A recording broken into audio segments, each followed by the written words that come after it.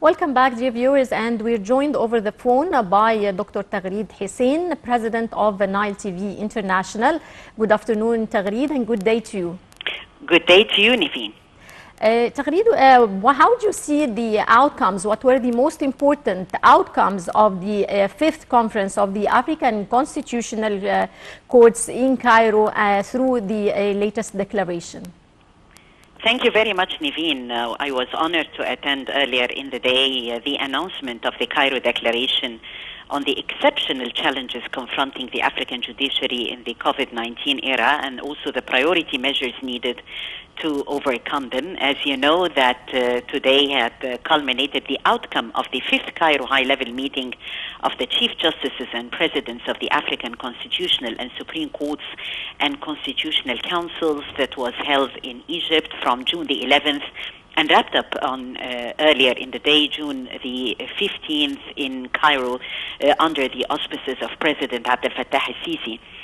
Honorable Dr. Adel Omar Sharif, the Deputy Chief Justices of the Supreme Constitutional Court of Egypt and the Secretary General of the meeting, had already announced the Cairo Declaration that mainly came considering and asserting on important points, namely applauding African judges from across the continent, men and women who have and still are showing absolute dedication to their judicial duties and steadfast commitment to the promotion of values of independence, integrity and transparency, impartiality, despite the health and social risks that are posed by the COVID-19 pandemic.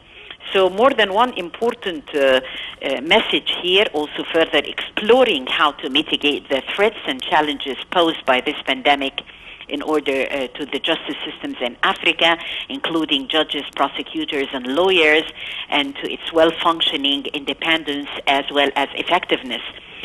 Honorable Dr. Adel Sharif had also outlined the urge of the judiciaries in Africa and the global community to exert additional efforts to explore the possibility of developing legislative instruments that could ensure equal COVID-19 vaccine distribution among countries, including strengthening of the local production in the African nations.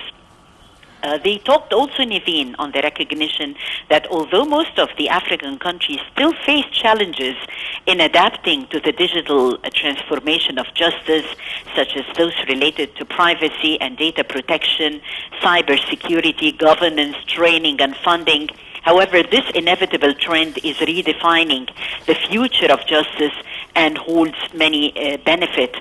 So they also talked about that respect, how to improve the citizens' engagement and enabling people to better enforce their legal rights in a timely manner. Yes. The further also outlining was in the progress achieved in working of the initial phase of the African Digital Judicial and Constitutional Database and Information Hub that was launched in 2019 with the main aim of creating a digital library of all the African constitutions and the relevant African rulings, also urging African judges to engage in the discussions being held in relation to the African Union theme that was adopted in 2021, namely arts, culture and heritage levers for building the Africa that we want.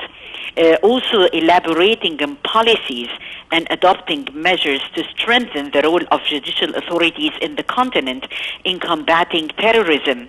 They talked about the sense of commitment to continue to take the necessary measures and ensure the effectiveness application of the rule of the law in the different countries, given that it is indispensable for the prevalence of social justice. They also, Niveen, talked about measures to expand cooperation between the different countries in Africa in the field of judicial training. Yes. And also took further measures to ensure judicial independence and impartiality in the countries of the continent, given their utmost importance as foundations of any democratic society. Niveen. Yes, well, I would like to thank you very much, Taghreed Hussien, Nile TV President, Dr. Taghreed Hussien. Many thanks for your insight. And viewers, now we go to this short break and we'll be right back.